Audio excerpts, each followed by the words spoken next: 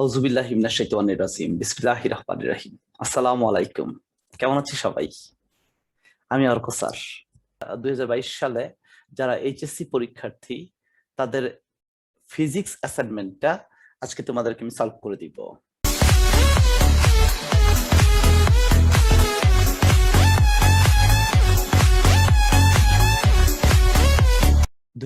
সালের এইচএসসি পরীক্ষার্থীদের জন্য ফিজিক্স যে অ্যাসাইনমেন্ট তা হচ্ছে একটা বস্তু দেওয়া আছে যা টেবিলের উপরে 1.5 কেজি, আর একটা বস্তু ঝুলন্ত অবস্থা দেওয়া আছে যা হলো 2 কেজি। এটা হচ্ছে চিত্র 1। তুমি 20 মিটার পার সেকেন্ড বেগে একদম খাড়া ভাবে একটি 400 গ্রাম ভরের ক্রিকেট বলকে উপরের দিকে ছুঁড়ে মারলে। ক, বলটির বেগ বনাম সময়ের গ্রাফ আঁকো। খ, গতিপথের সর্বোচ্চ বিন্দুতে বেগ কত। গ, ওই বিন্দুতে ত্বরণ কত। ঘ, ওইখানে ক্রিকেট বলটির উপর ক্রিয়ারত মোট বল কত। উমো, উমোটা হচ্ছে আমি একটু আগে যে চিত্রটা দেখালাম সেই চিত্রের উপরে ফিগার 1 এ 1.5 কেজি ভরটি একটি টেবিলের উপর স্থির অবস্থানে আছে।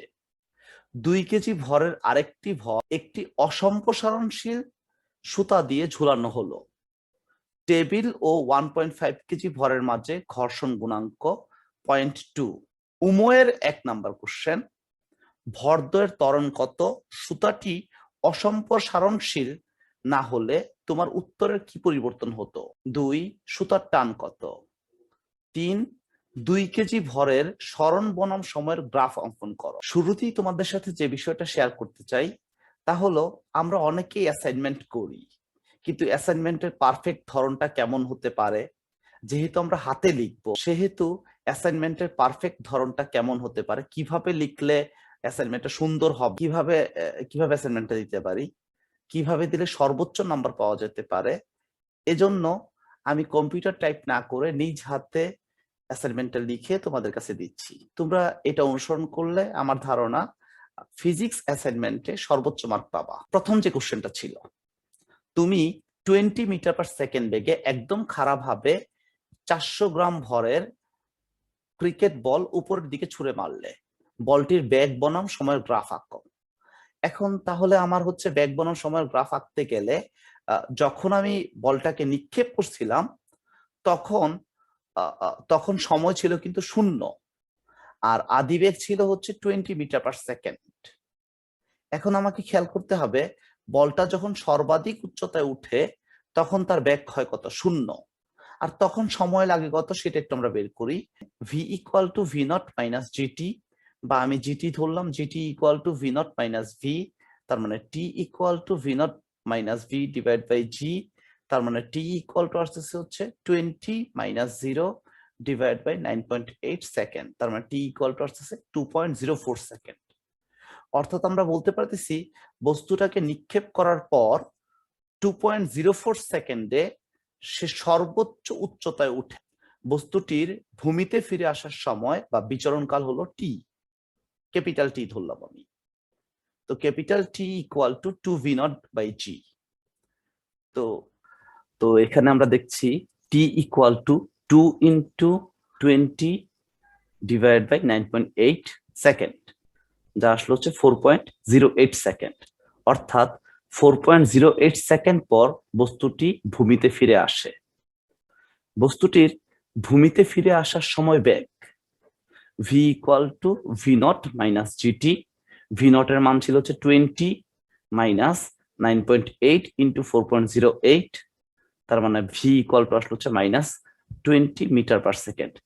তাহলে এই যে তথ্যগুলো থেকে আমরা যদি টি এবং ভি এর ইনফরমেশন গুলো লিখি, যখন সময় ছিল 0 সেকেন্ড তখন বেগ হচ্ছে 20 মিটার পার সেকেন্ড, যখন সময় 2.04 সেকেন্ড তখন বেগ হচ্ছে 0, আর যখন সময় হচ্ছে 4.08 সেকেন্ড তখন বেগ হচ্ছে মাইনাস 20। এক্স অক্ষ বরাবর সময় টি এবং ওয়াই অক্ষ বরাবর বেগ ভি নিয়ে ভি বনাম টি এর লেখচিত্র অঙ্কন করি। এই ভি বনাম টি লেখচিত্রটা আমরা গ্রাফ কাগজে করব, বাট আমি এখানে খাতায় দেখাই দিছি। তো এখানে হচ্ছে ক্ষুদ্রতম এক বর্গ, মানে আমি হচ্ছে এক্স অক্ষ বরাবর সময় টি এবং ওয়াই অক্ষ বরাবর বেগ ভি নিয়ে লেখচিত্র অঙ্কন করি। এই হচ্ছে এক্স অক্ষ এক্স, আর এটা হচ্ছে এক্স প্রাইম, আর এই হচ্ছে ওয়াই অক্ষ, এই হচ্ছে ওয়াই ওয়াই প্রাইম। তাহলে যেহেতু আমার সর্বোচ্চ মান আছে ওয়াই অক্ষের দিকে 20, তাই আমি হচ্ছে এই দিকে হচ্ছে 25 পর্যন্ত নিয়েছি। আর হচ্ছে যেহেতু সর্বনিম্ন মান আছে হচ্ছে -20, তাই এদিকে আমি হচ্ছে -25 পর্যন্ত নিয়েছি। তো এই ছিল হচ্ছে আমাদের ক নং প্রশ্ন, V1 টি এর লেখচিত্র, ফিজিক্স অ্যাসাইনমেন্ট। প্রথম সপ্তাহের প্রথম যে আমি ভিডিওটা দিয়েছি, সেই ভিডিওতে আমি কিছুটা শুধুমাত্র ক নাম্বার প্রশ্নে কিছুটা ভুল দিয়েছি। সেখানে আমি গ্রাফটা ভি শেপে দিয়েছিলাম, বাট সেই লেখচিত্রটা আসলে ভি শেপে হবে না, এটা এরকম লেখচিত্র হবে। তো এই ভুলের জন্য আমি আন্তরিকভাবে দুঃখিত। তোমাদের পক্ষে যদি সম্ভব হয় তাহলে একটু শুধু এই পাতাটা চেঞ্জ করে নিবা। এবার আসি খ নাম্বার কোশ্চেন। গতিপথের সর্বোচ্চ বিন্দুতে বলটির বেগ নির্ণয় করো। যেহেতু অ্যাসাইনমেন্ট, সেহেতু অ্যাসাইনমেন্ট না হলে আমি তো বলতেই পারতাম একদম যে গতিপথের সর্বোচ্চ বিন্দুতে বলটির বেগ হচ্ছে 0। যেহেতু এটা একটা অ্যাসাইনমেন্ট, সেহেতু এটা আমাকে একটু ম্যাথ করে দেখাতে হবে। দেওয়া আছে আদিবেগ v0 20 মিটার পার সেকেন্ড, বলটির সর্বাধিক উচ্চতা h। তাহলে আমরা সর্বাধিক উচ্চতার যে সূত্র আছে, সূত্রটা ব্যবহার করে ফেলতে পারি, h = v0 square divide by 2g। v0 square মানে 20 স্কয়ার ডিভাইড বাই 2 × 9.8, তার মানে h = আসছে 20.408 মিটার। খেয়াল করতে হবে, আমি যেভাবে দিছি তোমরা ঠিক সেভাবে দিবা, একক যেখানে দিছি তোমরাও ঠিক সেভাবে দিবা। তবে এই যে পাশ দিয়ে যে অর্কসাল লেখা আছে, এটা লেখো না। আচ্ছা, এখন সর্বোচ্চ বিন্দুতে বস্তুটির বেগ হচ্ছে ভি। তাহলে আমরা V square = v0 square minus 2gh সূত্রটা ব্যবহার করতে পারি। মাইনাস কেন ব্যবহার করলাম? যেহেতু আমরা বস্তুটাকে নিচ থেকে উপরের দিকে নিক্ষেপ করছি, আমার তো বেগ বের করতে হবে। তাহলে v = v0 square minus 2gh, and মান বসালে এটা আসবে 0 মিটার পার সেকেন্ড।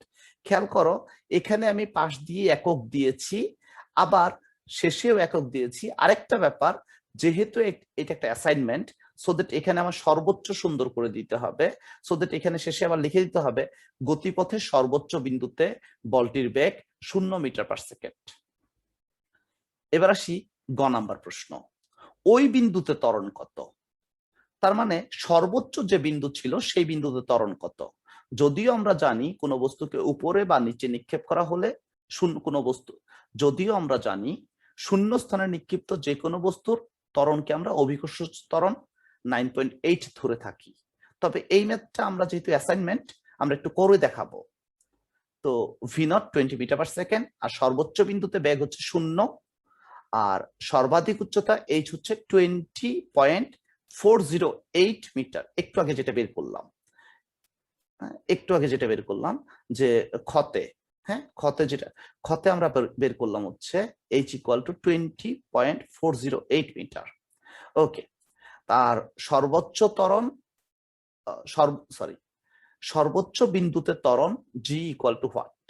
তো এখানে আমরা বসাই দিই v square = v0 square minus 2gh। এখান থেকে g এর মান আমরা গিয়ে পাবো হচ্ছে 9.8 মিটার পার সেকেন্ড স্কয়ার। সুতরাং বলটির সর্বোচ্চ বিন্দুতে ত্বরণ 9.8 মিটার পার সেকেন্ড স্কয়ার। তাহলে আমাদের শেষ হয়ে গেল হচ্ছে গ নাম্বার কোশ্চেন শেষ হয়ে গেল। এবার আসবো আমরা হচ্ছে ঘ নাম্বার কোশ্চেন। ওইখানে ক্রিকেট বলটির উপর ক্রিয়ারত মোট বল কত? তার মানে সর্বোচ্চ বিন্দুতে ক্রিকেট বলটির উপর ক্রিয়ারত মোট বল কত? তা বলটির ভর 400 গ্রাম, তার মানে সেটাকে কেজিতে নিব, 1000 দিয়ে ভাগ করব, 0.4 কেজি। ত্বরণ 9.8, তাহলে ক্রিয়ারত মোট বল F = mg, যেটা আসবে হচ্ছে 3.92 নিউটন। সুতরাং ওই বিন্দুতে ক্রিকেট বলটির উপর ক্রিয়ারত মোট বল 3.92 নিউটন।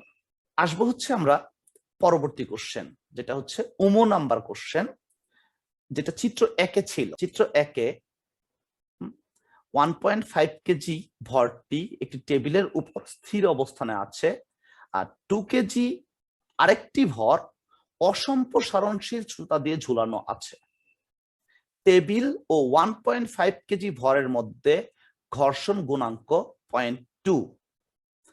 1 নম্বর প্রশ্ন, উমো এর 1 নম্বর প্রশ্ন, ভরদ্বয়ের ত্বরণ কত সুতাটি অসম্প্রসারণশীল না হলে তোমার উত্তরে কি পরিবর্তন হতো?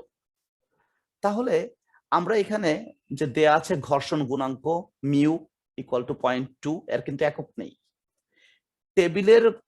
টেবিলের বস্তুর ভর m1 হচ্ছে 1.5 কেজি, আর ঝুলন্ত যে বস্তুটা ছিল তার ভর হচ্ছে 2 কেজি, ওইটাকে আমরা m2 ধরলাম। উভয় বস্তু কিন্তু ত্বরণ একই হবে, তার মানে m1 ভরের বস্তুটা যে ত্বরণে টেবিলের উপর দিয়ে সরতে থাকে, m2 ভরের বস্তুটা কপিকলের মধ্য দিয়ে সে ত্বরণে কিন্তু উপরে বা নিচে নামে। তাহলে উভয় বস্তুর ত্বরণ a ইকুয়াল টু হোয়াট? এ বের করতে বলছে। প্রযুক্ত বল Fx, প্রতিক্রিয়া বল আর, সুতার টান টি, এগুলা সমস্যা নেই। আচ্ছা, যাই হোক, কপিকলের নিয়ম অনুসারে আমরা যে বস্তুটা টেবিলের উপর ছিল সেই বস্তুর জন্য বলতে পারবো টি মাইনাস প্রতিক্রিয়া বল, টেবিলের উপর বস্তুর প্রতিক্রিয়া বল। তাহলে টি মাইনাস মিউ m1g, প্রতিক্রিয়া বল হলো হচ্ছে ভর ইন্টু অভিকর্ষজ ত্বরণ ইন্টু ঘর্ষণ গুণাঙ্ক। তার মানে T minus mu m1g equal to, যেহেতু প্রথম বস্তু m1a, তার সেই বস্তুর ভর ইন্টু ত্বরণ। আবার m2 ভরের বস্তুর ক্ষেত্রে আমরা লিখতে পারি, যেহেতু m2 ভরের বস্তুটা নিচের দিকে নামছে, সো দ্যাট আমরা m2g মাইনাস টি ইকুয়াল টু m2a। তো এখান থেকে 1 আর 2 কে যদি আমরা যোগ করে দেই, 1 আর 2 কে যোগ করে দেই, তাহলে টি আর টি কাটা চলে যাবে, এখানে আসবে m2g minus mu m1g equal two m1a। আমি এটাই লিখছি এখানে। আচ্ছা, এখান থেকে আমরা a কমন নেই, a কমন নিলে আসে m1a into m1 plus m2, আর এখান থেকে আমরা g কমন নেই, m2 minus mu m1 into g। এখান থেকে a এর মান বের করবো, মান বসিয়ে দিব, যখনই আমরা মান বসাবো তখনই আমরা একক দিব। a equal to 4.76 metre per second square. তার মানে আমাদের উত্তর হলো বস্তুদ্বয়ের ত্বরণ 4.76 মিটার পার সেকেন্ড স্কয়ার। এখন সুতাটি যদি অসম্প্রসারণশীল হতো, তাহলে প্রথম ও দ্বিতীয় সমীকরণে যে ত্বরণ আমরা এ ধরেছি তা কিন্তু পার্থক্য হতো। প্রদত্ত ক্ষেত্রে 2 কেজি ভরের বস্তুর ওজনের প্রভাবে টেবিলের উপর বস্তুটি গতিশীল হয়, কেবলমাত্র টেবিল ও বস্তুটির মধ্যকার ঘর্ষণ বলই এতে বাধা প্রদান করে। তবে বস্তুটি সম্প্রসারণশীল হলে কিছু বল সুতাটিকে সম্প্রসারিত করতে ব্যয় হতো, ফলে ভরদ্বয়ের ত্বরণ কমে যেত। মানে ব্যাপারটা হচ্ছে, যদি সুতাটা সম্প্রসারণশীল হতো তাহলে কিছুটা বল তো সুতার সম্প্রসারণে কাজে লাগতো, তাহলে কিছুটা বল যদি সুতার সম্প্রসারণে কাজে লাগে, তখন ভরদ্বয়ের যে ত্বরণটা আমরা এ ধরেছি, সেই ত্বরণটা কিন্তু একটু কমে যাবে। সুতরাং সুতাটি অসম্প্রসারণশীল না হলে ভরদ্বয়ের ত্বরণের মান কম পাওয়া যেত। এখানে সুতাটি কতটা অসম্প্রসারণশীল এখানে এই ব্যাপারে যেহেতু তথ্য নাই, তাই আমরা এখানে আর ম্যাথ করে দেখালাম না।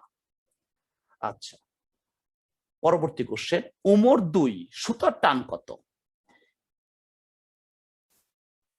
আমরা উমর একে যে সমীকরণটা পেয়েছি এখানে 1 নং বা 2 নং, এখানে যদি আমরা m2 যদি 1 নং এ বসাই, তাহলে m1 এর মান, মিউ এর মান, a এর মান যেহেতু 4.76 পাইছি, মান বসিয়ে দিলে হয়ে যাবে। অথবা 2 নং এ যদি m2 এর মান, g এর মান, m2 এর মান, a এর মান হচ্ছে 4.76 পাইছি, এটা বসিয়ে দিলে হয়ে যাবে। তাহলে আমরা এটা করতেছি হচ্ছে, আমরা উমোর 1 থেকে আমরা পাচ্ছি ত্বরণ হচ্ছে 4.76 মিটার পার সেকেন্ড স্কয়ার, ঝুলন্ত বস্তুর ভর m2 ইকুয়াল টু 2 কেজি, সুতার টান t ইকুয়াল টু হোয়াট? আমরা 2 নং সমীকরণে বসিয়ে দিলাম, উমো 1 এর 2 নং সমীকরণে বসিয়ে দিলাম। বসিয়ে দিলে এখানে t এর মান শেষ পর্যন্ত গিয়ে পাবো হচ্ছে 10.08 নিউটন। আজকে আমাদের অ্যাসাইনমেন্টের লাস্ট কোশ্চেন, উমোর 3, 2 কেজি ভরের বস্তুর সরণ বনাম সময়ের গ্রাফ আঁকো। এখানে উমর 1 থেকে ত্বরণ পাচ্ছিলাম 4.76 মিটার পার সেকেন্ড স্কয়ার। যেহেতু 2 কেজি ভরের বস্তুটা উপর নিচে মানে নিচের দিকে নামছে, তো সেক্ষেত্রে আমরা বলতে পারি পরন্ত বস্তুর ক্ষেত্রে সরণ হচ্ছে h আর সময় হচ্ছে t। আর 2 কেজি ভরের বস্তুর কিন্তু আগে আদি বেগ ছিল 0। তাহলে এই ক্ষেত্রে বসাতে পারি h = v0t plus half at square, তাহলে v0 এর মান 0, তার মানে h = 2.38t স্কয়ার। তো এখানে t এর মান যদি আমরা 0 বসাই তাহলে h এর মান 0 হবে, t এর মান 1 বসালে h এর মান আসবে 2.38, t এর মান যদি 2 বসাই তাহলে h এর মান আসবে 9.52, t এর মান যদি 3 বসাই তাহলে h এর মান আসবে 21.42, t এর মান যদি আমরা 4 বসাই তাহলে h এর মান আসবে 38.08। এই গ্রাফটাই কিন্তু আমি এখানে দেখাইছি। এখানে t এবং h এর যে মান, এই মানগুলোই এটা আমি এখানে ছক আকারে দেখাইছি। এইবার এই ছকের উপর ভিত্তি করে আমি গ্রাফটা আঁকবো। যেহেতু এখানে সময় আর সরণের লেখচিত্র, যেহেতু এটা সময় বনাম সরণের লেখচিত্র, তাই এক্স অক্ষ বরাবর আমরা ধরবো হচ্ছে সময় টি এবং ওয়াই অক্ষ বরাবর আমরা ধরবো হচ্ছে সরণ এস। তাহলে সরণ বনাম সময় লেখচিত্র অঙ্কন করি। এটাও কিন্তু আমরা গ্রাফে দেখাবো। তো এভাবে তুমি 5, 10, 15, 20, 25, 30, 35, 40 প্রশ্ন আসতে পারে এটা কেন ধরলাম। যেহেতু সরণ 38.08, তাই ওইখানে আমরা 40 পর্যন্ত ধরবো ন্যূনতম। আর সময় যেহেতু আমরা 0, 1, 2, তাই সময়ের ঘরটাকে আমরা 1, 2, 3 করে ধরবো। এখানে এক্স অক্ষ বরাবর ধরবো সময় টি এবং ওয়াই অক্ষ বরাবর ধরবো হচ্ছে সরণ এস। তো সরণ যেহেতু সর্বোচ্চ আসছিল 38.08, এই কারণে আমাকে ন্যূনতম 40 পর্যন্ত ধরতে হবে। তো 5, 10, 15 এভাবে ধরলেই হবে। আর সময় যেহেতু আমি 4 সেকেন্ড পর্যন্ত ধরছি, তাই হচ্ছে এদিকে 0, 1, 2, 3, 4 এভাবে ধরে নিব। যখন সময় 0 তখন সরণ 0, যখন সময় 1 সেকেন্ড তখন সরণ 2.38 মিটার, যখন সময় 2 সেকেন্ড তখন সরণ 9.52 মিটার, যখন সময় 3 সেকেন্ড তখন সরণ 21.42 মিটার, আর যখন সময় 4 সেকেন্ড তখন সরণ হচ্ছে 38.08 মিটার। এই ছিল আমাদের অ্যাসাইনমেন্ট। আমি চেষ্টা করছি তোমাদের কাছে সুন্দরভাবে অ্যাসাইনমেন্ট গুলো উপস্থাপন করার জন্য। তোমাদের সবার উপর আল্লাহর রহমত বর্ষিত হোক। তোমরা আমার জন্য দোয়া করো। সবাই অনেক অনেক অনেক ভালো থাকো। সবার উপর আল্লাহর রহমত বর্ষিত হোক। আসসালামু আলাইকুম। ভালো থাকো সবাই।